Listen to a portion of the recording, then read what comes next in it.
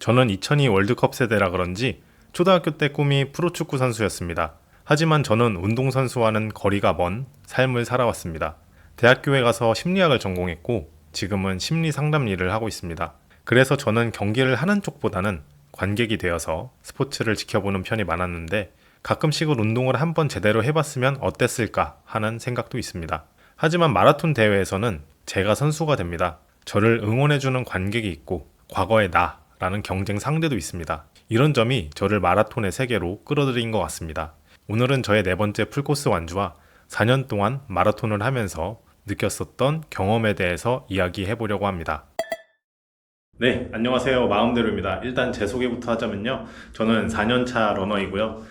최고 기록은 2024년도 2월 달에 교토마라톤에 나가서 그때 4시간 11분 31초가 최고 기록이었습니다. 그래서 드디어 내일 7개월 동안의 연습을 한 JTBC 마라톤에 나가게 됐는데요. 지금 시간은 마라톤 전날 8시 29분입니다. 이제 조금 있으면 자야 되는 시간인데요. 그래서 내일 마라톤 짐을 이렇게 정리를 한번 해봤습니다. 이제 내일 출전하는 레디샷을 이렇게 준비를 했는데요. 대회에서 나눠주는 유발티, 그 다음에 이거는 제가 항상 부적처럼 달고 다니는 이제 태극기 모자입니다. 뭔가 태극기를 보면 뭔가 힘이 생긴달까? 그 다음에 이거는 제 물류 테이프입니다. 물류 테이프 이게 그 안에 감는 거고 이게 바깥에 감는 건데 이 녀석의 재질이 상당히 견고하게 만들어주기 때문에 제가 발목이 되게 약해서 발목 수술도 받은 적이 있거든요. 그래서 이 녀석도 꼭 해주고 나갑니다. 그리고 이 녀석은 이제 대회에서 나눠준 아미노 바이탈인데요. 아미노 바이탈 비싸서 많이 못 사 먹었는데 잘 먹도록 하겠습니다. 그 다음에 이 녀석은 제가 사비로 구입한 코오롱 퍼펙트 파워젤. 맛이 생각보다 괜찮더라고요. 그 다음에 이 녀석은 필수품이죠. 젖꼭지랑 가래미가 쓸리기 때문에 항상 잘 바르고 있는 녀석입니다. 그 다음에 이거는 저의 꿀템인데요. 이거 보시면은 여기 바닥에 이렇게 고무가 돼 있어요. 그래서 운동화와 내 발바닥이 잘 붙어 있도록 착지감을 준다고 해야 될까요? 그래서 저는 항상 이 양말을 대회 전에 준비를 합니다. 그 다음에 가장 중요한 녀석, 이 신발인데요. 베이퍼 플라이입니다. 베이퍼 플라이. 제가 알파 플라이를 정말 사고 싶은데 알파 플라이는 정말 비싸가지고 사지를 못했어요. 그 다음에 여기 고프로, 네, 촬영을 할 거라서 고프로까지 챙겼고요.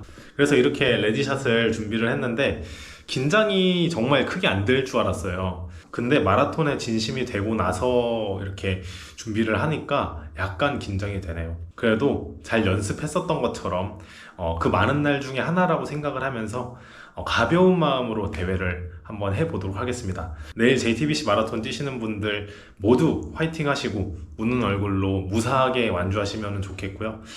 저도 이제 이만 밥을 먹고 잘 준비를 해보도록 하겠습니다. 네, 안녕하세요. 마음대로입니다. 네, 지금은 새벽 6시 13분입니다. 지금부터 마라톤 준비를 한번 시작해 보겠습니다. 약간 늦게 일어난 감이 있기는 한데 뭐 어쩔 수가 없네요. 빨리 준비를 해보도록 하겠습니다.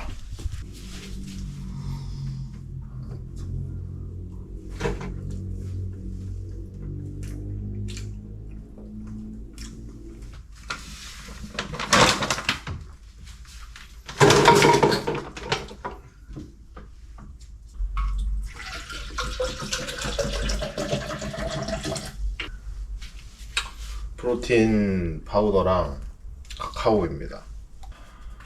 6시 반까지 6시 반에 출발한다는 느낌으로. 달리기 좋은 날이다. 네, 이제 집을 떠나서 마라톤 하는 곳으로 출발을 하고 있습니다. 한 1시간 정도 걸릴 것 같은데 지금이 6시 45분이거든요. 저처럼 늦잠 자지 마시고 최대한 빨리 일어나셔서 잘 준비해서 가시면 좋겠습니다. 오늘은 이렇게 아내가 같이 동행을 합니다. 감사의 말씀을 전합니다. 나한테만 감사의 말씀을 전합니다. 직접 하면 되는데 카메라로 전해버렸네요. 하여간 직접도 전할게요. 고마워. 그래. 그래, 받아줄게. 근데 지금 좀 늦게 일어나서 마음이 상당히 촉박하네. 다음 마라톤에서는 한 1시간 전에 일찍 일어나면 1시간 일찍 자고 1시간 일찍 일어나면은 더 좋을 것 같네. 여유롭지?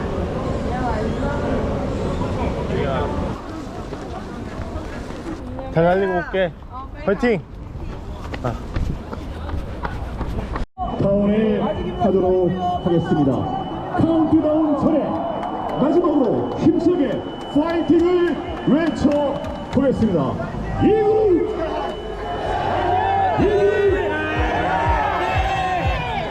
드디어 레이스가 시작됩니다. 저는 기록을 제출하지 않아서 2그룹이었는데 생각보다 많은 분들이 제 앞을 추월했습니다. 다들 힘차게 발걸음을 내디드시더라고요. 마치 과천 경마공원에서 경주마를 보는 것 같은 기분이었습니다. 저도 얼떨결에 흐름에 휩쓸려서 뛰었는데 가민 시계를 보니까 4분 50초 페이스였습니다. 제 초반 목표 페이스인 5분 15초보다 빠른 것을 의식해서 의도적으로 페이스를 줄였습니다. 어느 대회에서든 처음에는 부드러운 흐름을 타고 저항감 없이 달립니다. 다리는 너무 가볍고 평소에 연습하던 페이스보다 더 빠르게 달려도 전혀 이질감이 없습니다. 하지만 이 초반 분위기에 취하게 되면 후반에 예상치 못한 불청객이 찾아옵니다.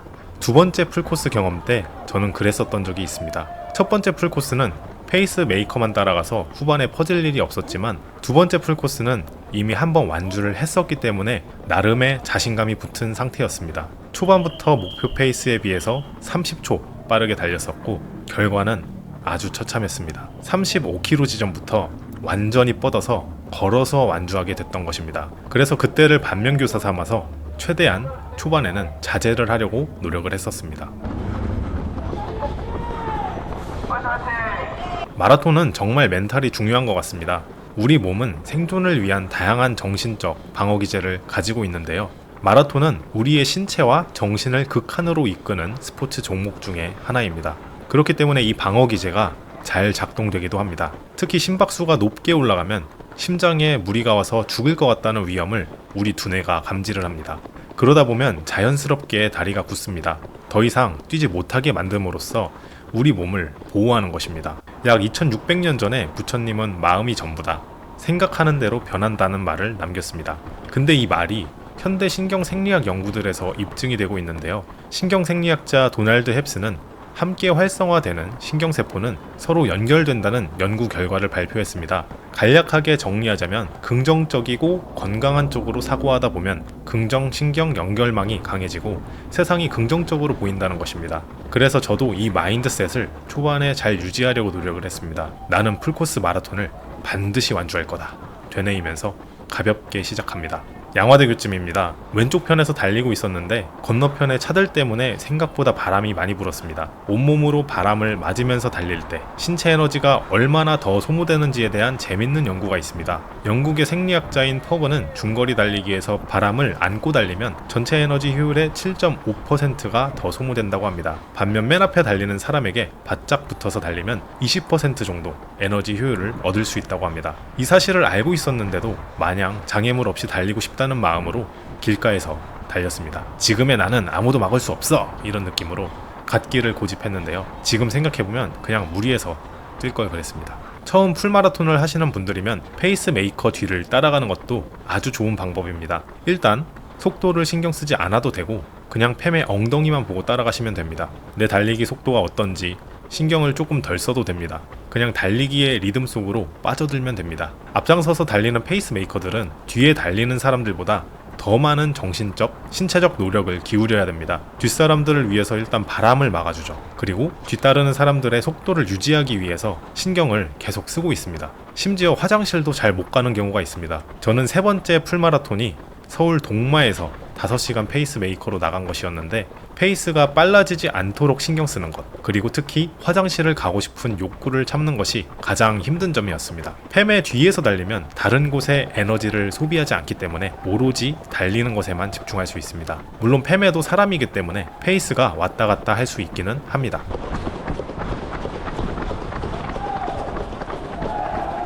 어느덧 여의도 공원으로 진입했습니다. 평지 구간에 적절히 단풍이 져 있어서 달리는 재미가 있었습니다. 길가에 응원해주는 사람들 때문에 힘이 나기도 합니다. 평상시에는 공원 안쪽에서 차도로 오는 차들을 바라보면서 러닝을 했었는데 지금은 내가 차도에서 러닝한다는 게 참 이색적이고 흥미로운 경험이었습니다. 여의도 공원을 지날 때는 9시쯤이었는데도 불구하고 태양이 아주 따뜻해가지고 약간 더운 듯한 느낌도 들었습니다.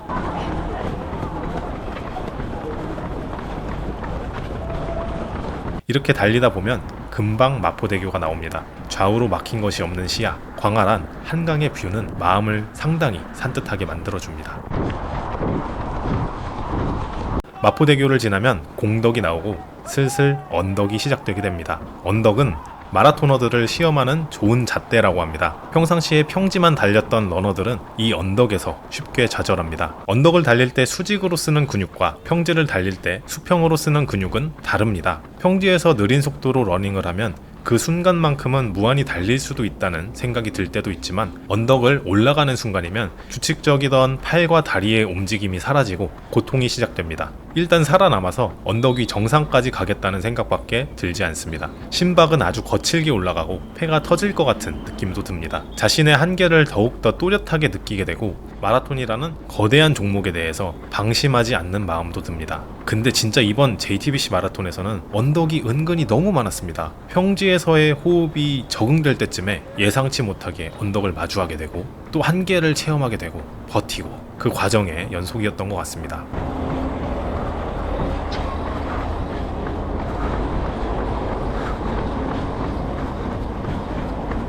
끝날 것 같지 않던 공덕의 언덕이 지나고 시청이 옵니다. 저는 한강 달리기도 좋아하지만 특히 옛날 서울 사대문 안에서 달리기를 좋아합니다. 기본적으로 평탄하기도 하고 여러 역사 유적들을 보는 맛도 있기 때문입니다. 조선시대 사람들도 요즘 사람들이 인서울 하고 싶어 하듯이 인한양 하고 싶어 하는 문화가 있었다고 합니다. 조선시대 유만주라는 양반은 이자율 30%의 사채를 빌리면서까지 어떻게든 명동에 집을 사기도 했었고요. 다산 정약용도 아들에게 인한양을 강조했었습니다. 정약용은 유배지에서 아들들에게 보낸 편지에서 한양에서 몇십 리만 떨어져도 원시사회다. 어떻게든 한양에서 살면서 문화의 안목을 잃지 말아야 된다 라고 했었습니다. 여튼 조선시대 문화의 중심지 옛 서울 사대문 안에 한복판을 달린다는 사실만으로 이유 모르게 가슴이 웅장해집니다.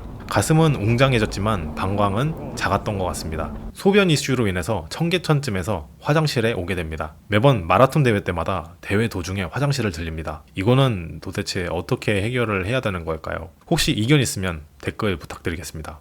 하여간 청계천을 지나서 신설동 쪽으로 가고 있습니다. 여기는 평평하기도 하고 약간 내리막이기 때문에 영원히 달릴 수 있을 것 같은 느낌을 주는 코스입니다. 굳이 JTBC 마라톤에서 러너스 하이를 겪었다면 이 지점이지 않았을까 싶습니다. 러너스 하이는 미국의 심리학자인 맨델이 1979년에 처음으로 사용한 용어입니다. 그는 러너스 하이를 달리기를 했을 때 신체적 스트레스로 인해서 발생하는 행복감이라고 정의합니다. 러너스 하이를 경험한 사람들은 하늘을 달리는 느낌, 꽃밭을 거닐고 있다는 느낌으로 표현을 합니다. 저의 경우에는 사뿐하게 걷는 느낌으로 달렸다고 표현할 수 있겠습니다. 러너스 하이에 영향을 준다고 알려진 신경 전달 물질 가운데 가장 유력하게 언급되는 물질이 엔돌핀입니다. 엔돌핀은 산소를 이용하는 유산소, 에어로빅 상황에서는 별 증가를 보이지 않다가 운동 강도가 높아져서 산소가 줄어드는 무산소 상태가 되면은 급증하게 됩니다. 그러니까 인체가 버티기 어려운 고통을 겪어나갈 때 분비가 잘 되는 것인데요. 최근 자해에 중독되는 학생들이 많은데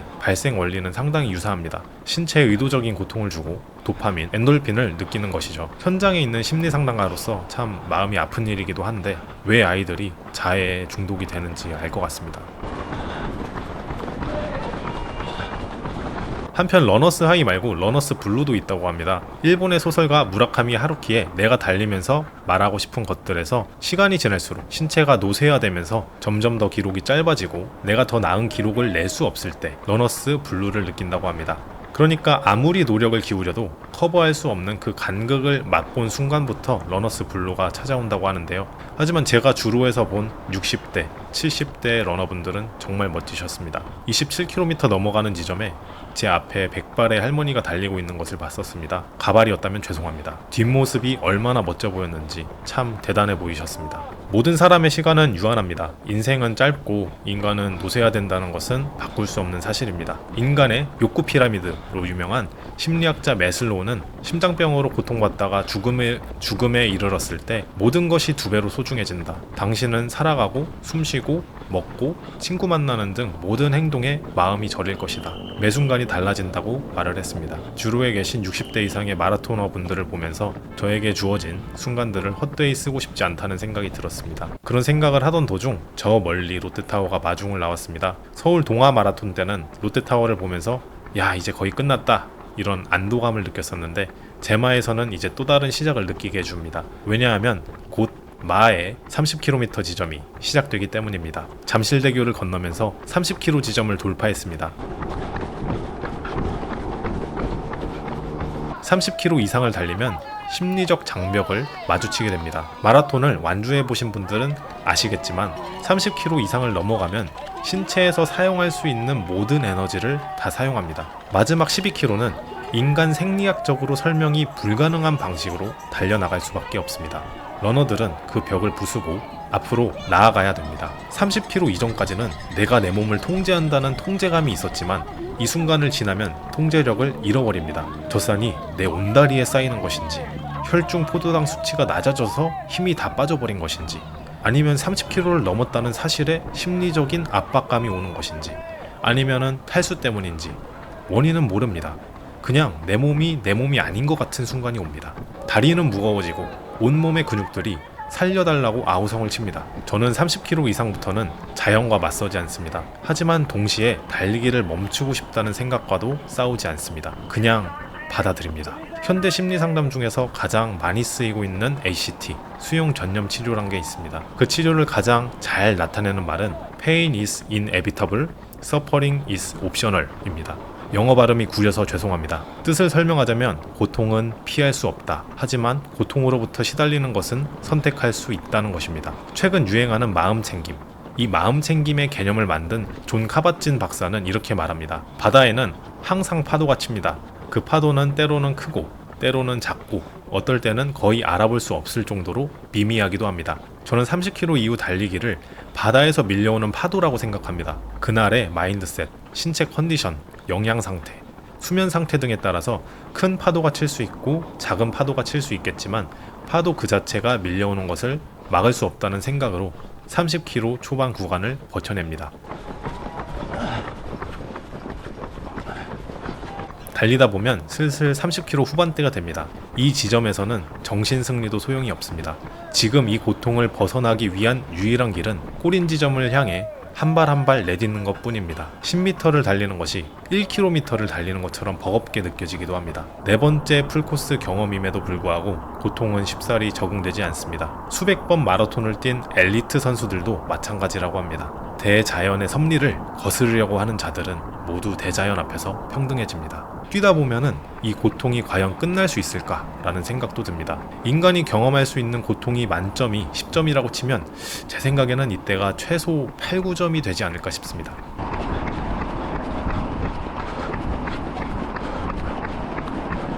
그래도 한 발 한 발 꾸준히 더 내딛다 보면은 어느샌가 1km 지점이 남습니다. 점점 더 결승선이 다가와지는 느낌이 들면 생기가 돋습니다. 지금까지 일어난 수많은 고통들이 이제 곧 없어진다는 희망감이 들면서 내가 또 완주해낼 수 있겠다는 기대감이 밀려옵니다. 마지막 1km는 정체 모를 에너지가 돌면서 4분 후반대 페이스를 기록했습니다. 그렇게 스퍼트를 내서 결승점에 골인을 했습니다. 결승점은 환호성과 박수 소리로 가득 차 있었습니다. 얼굴도 모르는 사람들이 나에게 격렬한 환호를 하고 그 순간만큼은 세상의 주인공이 된 것 같은 느낌도 들었습니다. 지금 다시 생각해도 참 가슴 벅찬 순간이지 않을 수 없었습니다. 마라톤이 이렇게 또 감동을 줍니다. 그리고 결승점에서 기다리는 제 사랑하는 와이프, 매일 보는 얼굴임에도 불구하고 반복되는 일상에서 잘 느껴지지 못했던 안도감, 편안한 기분을 느끼게 됩니다. 이렇게 저의 풀마라톤 네 번째 도전은 최종 3시간 41분 14초로 끝나게 됩니다. 바로 직전 PR, 교토마라톤 4시간 11분에 비해서 30분이나 앞당겼습니다. 이 기록이 누군가에게는 살짝 아쉬운 기록일 수도 있고 누군가에게는 선망의 기록일 수도 있겠지만 저에게는 제 작은 땀들이 만들어준 소중한 기록입니다. 당장 서브4를 했다고 해서 제 삶에 큰 변화가 있지는 않을 것 같습니다. 다만 이렇게 달리기를 하면서 얻은 작은 성공 경험들과 많은 생각들은 제 삶을 분명 긍정적인 방향으로 끌어줄 것이라고 확신합니다. 여러분들은 어떤 이유 때문에 달리시나요? 여러분들의 마라톤 경험을 댓글에 남겨주시면 좋은 나눔이 될 것 같습니다. 이상 마음대로였습니다. 시청해주셔서 감사합니다.